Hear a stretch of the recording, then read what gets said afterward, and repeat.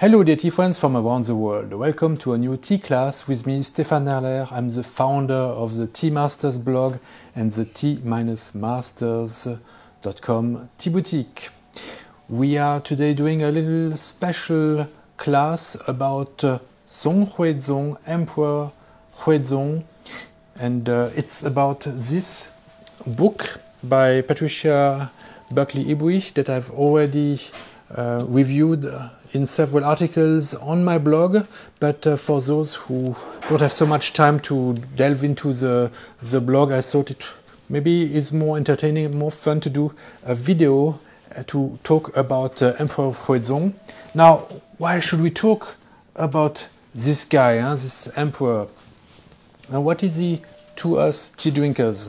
Actually, he's our tea master. He's one of the first tea masters in history, because he wrote a book, the Dagwan Chalun, which is still very important for us if we want to learn about and if we want to practice Song Dynasty tea. I've learned to make this tea with my tea master Tea Parker, but he has learned it from the master Song Huizong himself, from his book. So this is one really very good reason to learn about his life. It's not every day that a Chinese emperor writes a book about tea. He's the first and so far the only one to have done so. And since now China is a republic, it's not about to change. His life is really very interesting. He's also a very central figure in a very controversial dynasty, the Song, which started in 960, finished in 1279, and this dynasty is separated between the north and the south and the southern Song, and Emperor Huizong is just in the middle. He's the one who was still reigning over the north and the south, and after him the Song dynasty had to retreat to the south. And was it because of him? What choices did he make wrong? This is a controversy that is lasting now for the last 900 years. And in this book, Patricia Buckley-Ibouich, she has a different hypothesis. She has actually, it's more than that. She brings evidence that people have been wrong to blame everything on Song Huizong, and especially on some traits in his character. And she argues that actually it could have happened to any other emperor, and it's maybe not so much to do with his personal character. And what is this character? I think this is interesting for us to learn, and we can. The second thing that is very interesting to learn about Song Huizong is all his connections with tea. So there are political connections, economic connections, but also cultural connections, life connections, because he's been drinking tea in daily life. And I want to share with you some of the episodes that have really I found the most interesting about it. And I'm also going to share one episode one mention of tea that I did not mention in my blog, so please stay around. So if we really want to understand the life of Song Huizong, of course we start with his birth in 1082. His father is Shenzong, the emperor. Unfortunately for Huizong, his father would die a few years later when he was very, very small, by roughly 3 years old. And the power went from his father to his big brother, like is the case usually in China, Zhezong. And by 15, and Huizong was the third son in the family, so he really did not think of ever becoming an emperor in China.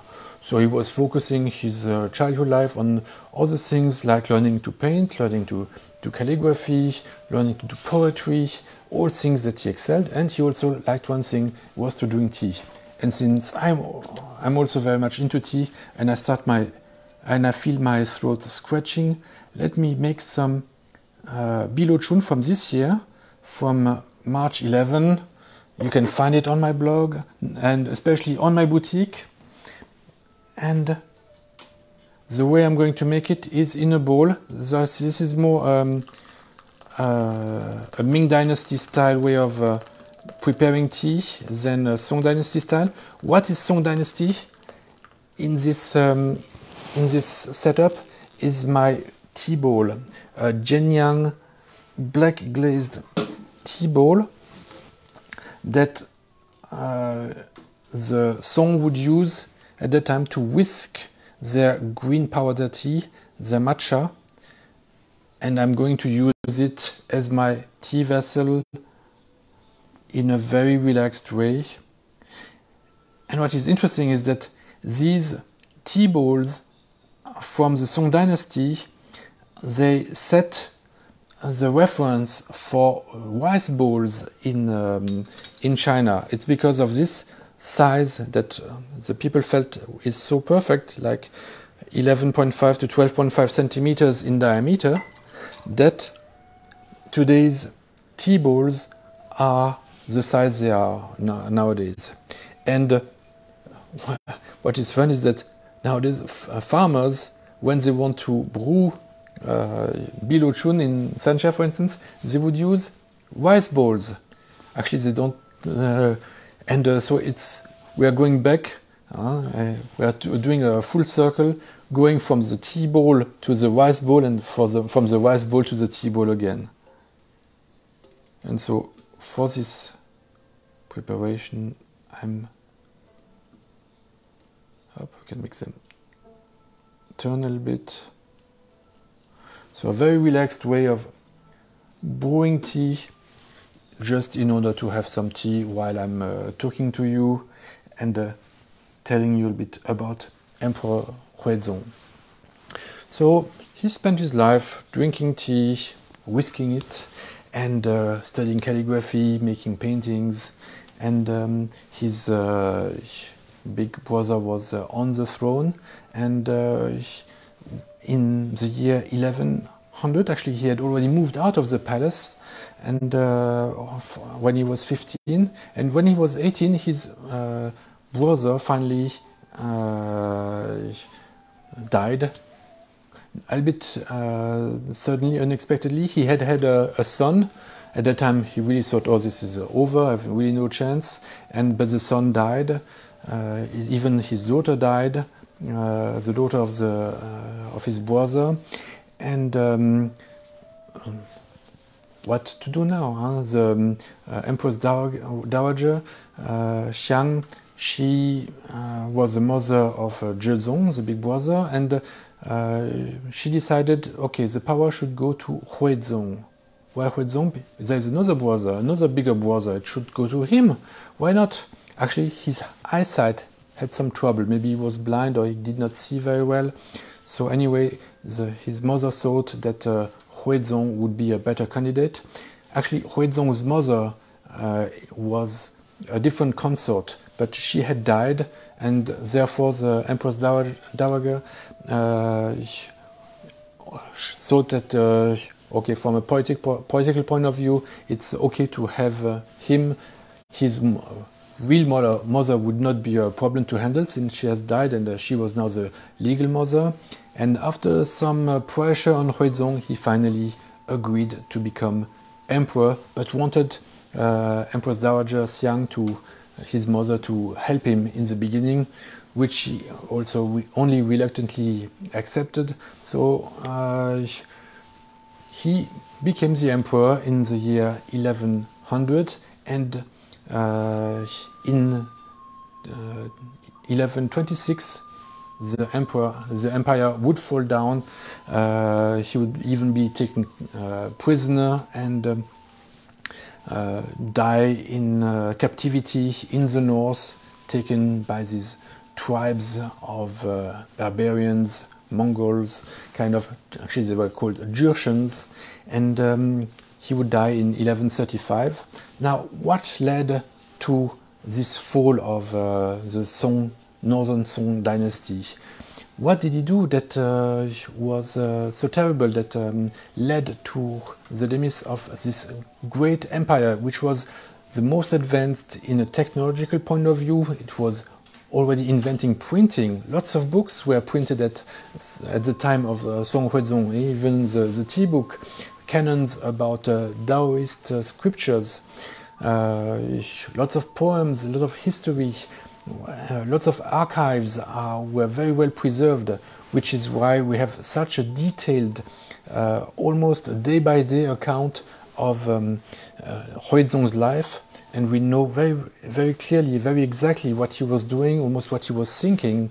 So this really gives us a very good peek in his everyday life and also in the life of a Chinese emperor, which is quite interesting. So we see that the empire was set up with him as a head of state. He was the son of heaven, and of course then he had a government to govern. In the beginning,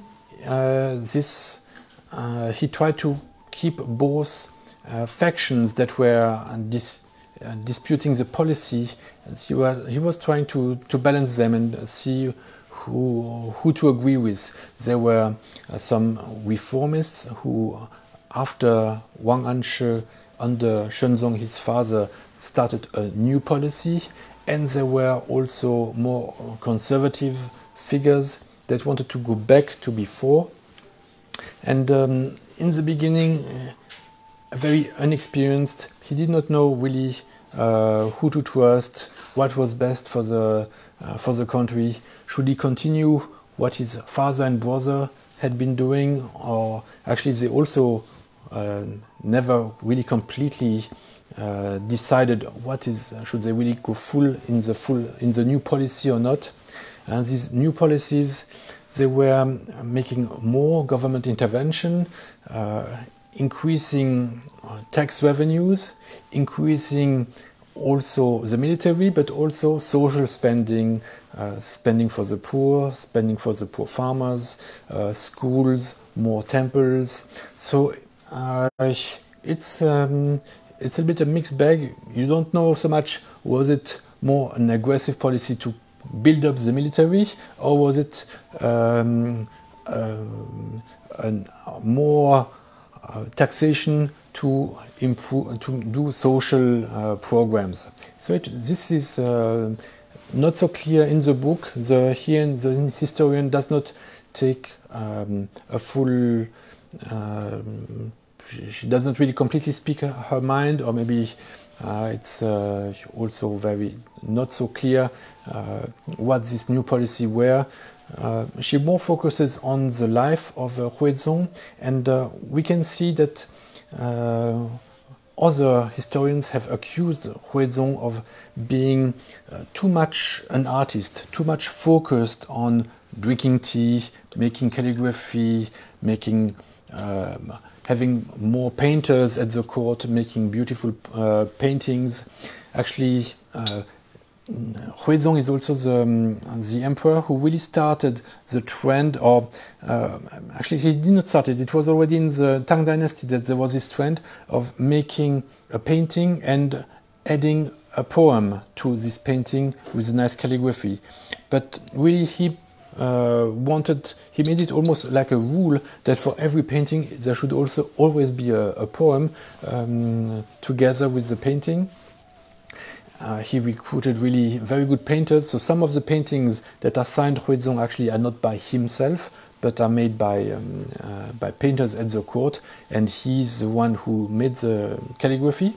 And for the calligraphy, it should also be noted that he invented the slender gold style of calligraphy. He's again the only emperor to have invented his own calligraphy style. We have very beautiful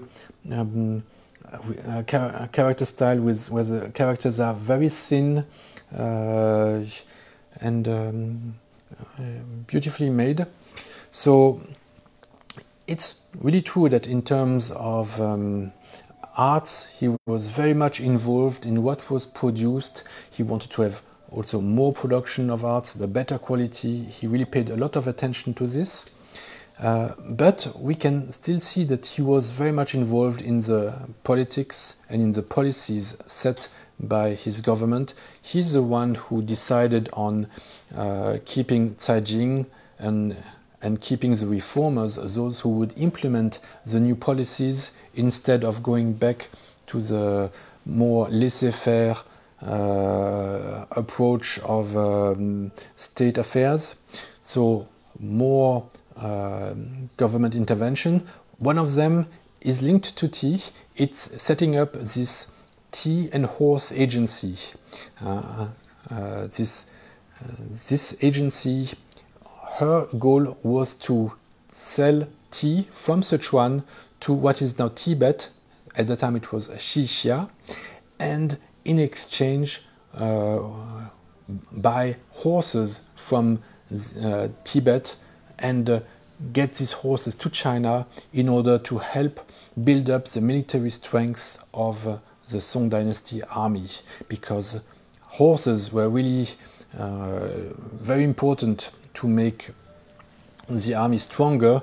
A soldier on a horse is much stronger, is much faster also than a soldier on foot.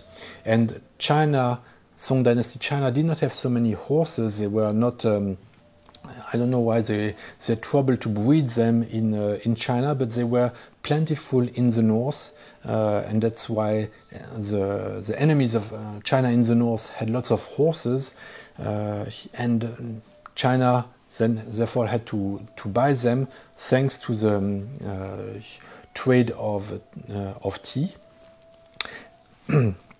Sorry. And another thing that they had to do to keep their neighbors in the north peaceful, every year they had to give a tribute. They had to give them silk, silver, metal, and also gifts of tea to the Liao dynasty in the north to keep them quiet so that they would not attack the Song dynasty, the Song China territory. And so again, tea was used to make the neighbors happy and to let them to make them peaceful. So this was actually only 3% of the budget of the Song dynasty budget, but so it was not so much compared later on when there would be war. The expenses for war would be much higher. But of course, it felt like a humiliation. China feeling, okay, we are such an advanced, powerful, the most advanced country, we're the richest, and but we have to pay money to pay silver, silk, and tea to these barbarians in the north so that they would not attack us.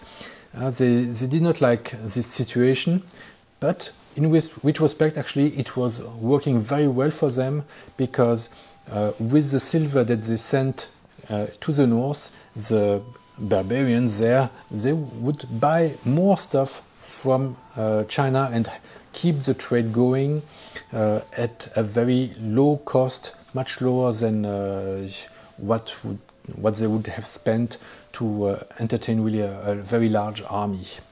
So during the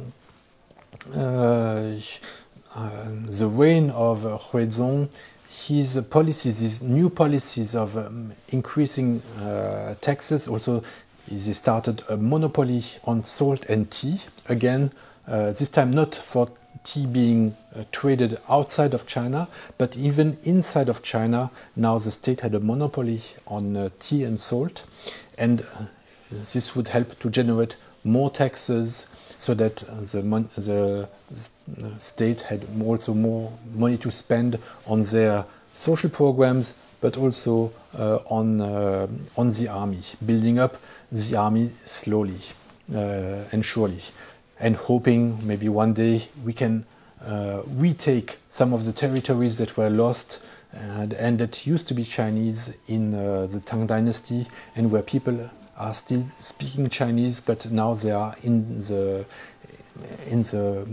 empire of Liao, next to the Jurchen.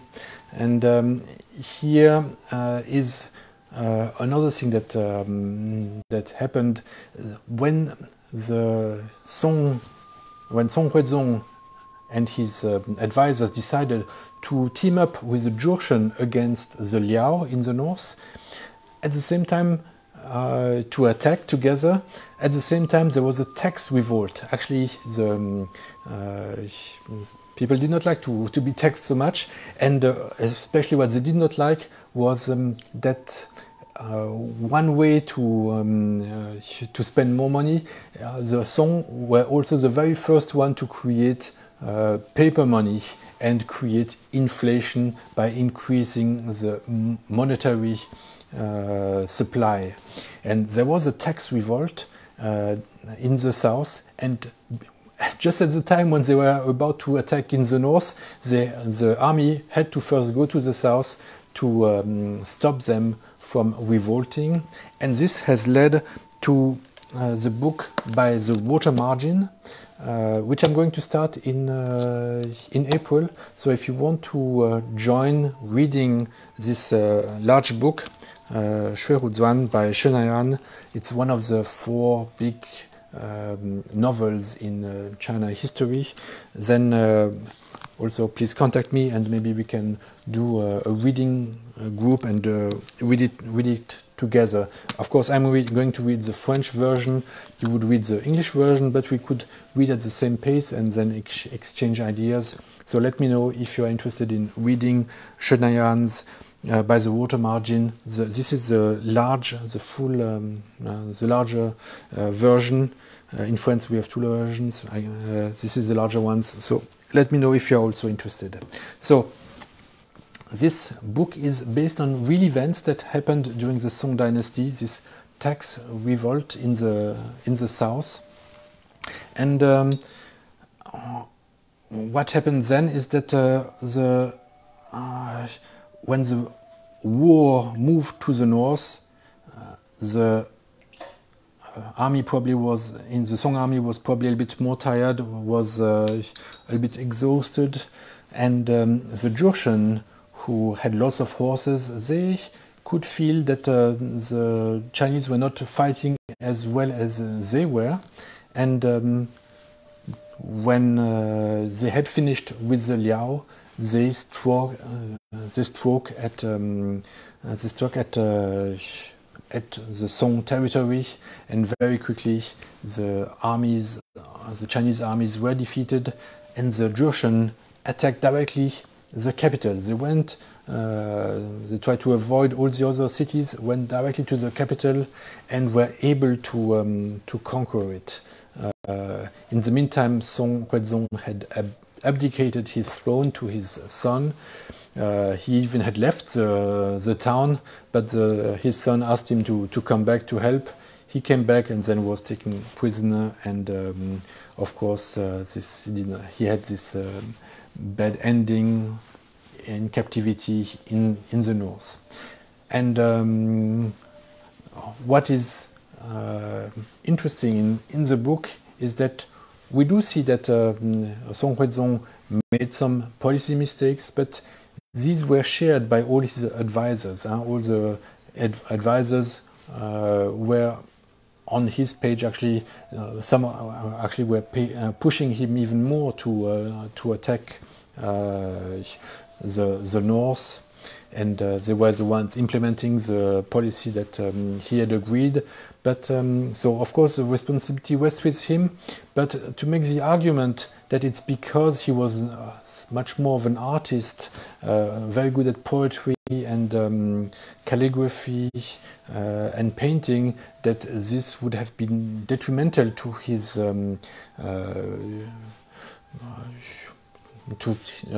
decisions. really we don't see much evidence about it in the book. He would take part in all the decisions during his reign, and even if he really enjoyed making tea, on many occasions we have accounts where he would invite guests and he would be the one preparing tea for them. And each time the guest would feel very uncomfortable.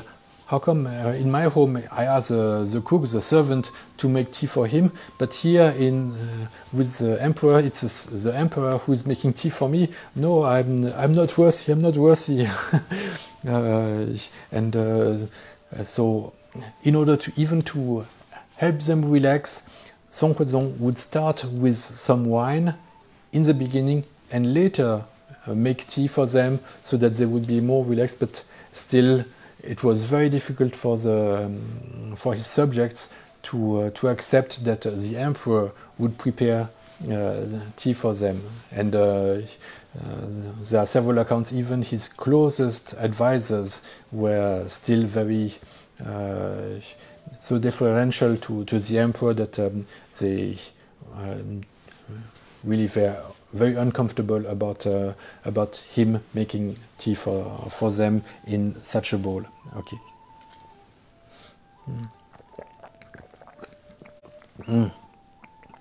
Of course, they were making green powder tea and whisking it. Today I'm making bilochun, this green tea from this year. Excellent. With this way, if you feel it has become a bit too strong or a bit too cold, you can always add a bit of boiling water again. And then this is a very simple way to make tea with green tea. It's not so easy to do it with oolong, which is bowl-shaped. That's why I don't recommend it. But with green tea, this is a very relaxed way to make green tea. So, cheers. So, we have seen that tea was important to his military effort with the trade and the exchange of tea for horses for the military. Tea was also helpful to gather more taxes thanks to the tea monopoly he had the state established during his reign to increase tax revenues. And tea was important, of course, in Song Huizong's life. He loved to make tea even for his guests, or even at the wedding of his advisor. He would go to the wedding and prepare tea for many guests. So this paints really a very pleasant picture of an emperor who is not so far removed from his subjects. He really tries to get close to them and to share his passion about tea, the pleasure of tea. We also see one example when new tea has arrived and everybody, him included, is very keen to try it and to discover how it tastes now, this latest tea that has just arrived at the court. This makes him really very personal, and I think that when you are also a good calligrapher, a good poet, this shows that you have a good, that you must be quite smart also, you have good intellect. So he was, I still think, very good at grasping what was going on. Just he was a bit unfortunate in the policy that he chose to pursue, thinking that this was a policy that was established by his father, Emperor Shenzong. He did not dare really to change it. And of course he met a very wild, powerful foe who was really relentless, very good at making war. The Jurchen, they were really very strong combatants and with a strong will to fight and to win. So I guess that this was not really his own mistake, that he would lose. Now I also wanted to I'll read you one more excerpt from this book that I did not share in the blog, because he was also overseeing the buildings of lots of temples, lots of palaces, and he notes, however, he praised the painting in some of the halls at the northern suburb temple complex, another project completed during Huizong's reign. Huizong counted that restraint characterized some of the halls for serving tea, but others were overly ornamented. So he was really very well aware of the essence of tea, that it calls for restraint, to be subtle. He felt that too much ornamentation can be too much, and that simplicity, restraint, is sometimes the best way to go, especially for a room that is supposed to be that is made to be for tea. And he would even say, "Oh, please, not to paint the wood, and to keep its natural color, just to make it more simple." I think this is what we can also see in the beauty of the bowls that were used in the Song dynasty. They look very simple, very natural color, and from afar they seem to be simply dark glazed bowls. Actually, there are lots of details that are very important to make tea to perfection. I've made a video last year about the secrets of the Song dynasty tea bowls. And when you look close at these bowls, then you will find also new details, like a hidden beauty. And this is, for me, what Song Huizong can teach us still today, to look for the detail, to be, when you make tea, to be really focused, not just on the big picture, but also on the details, and find restraint. Maybe simply one flower instead of a big bouquet. Actually, it's completely enough to feel at ease, to feel in harmony when drinking tea.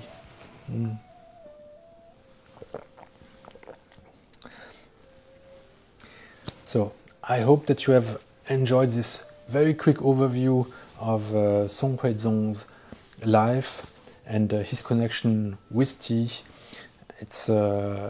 We could go on. Today I did not have time to make a Song style tea. Maybe I will do it in another lesson in a week or two. And I thank you very much for your interest in this lesson, and I will see you next week again. Bye bye.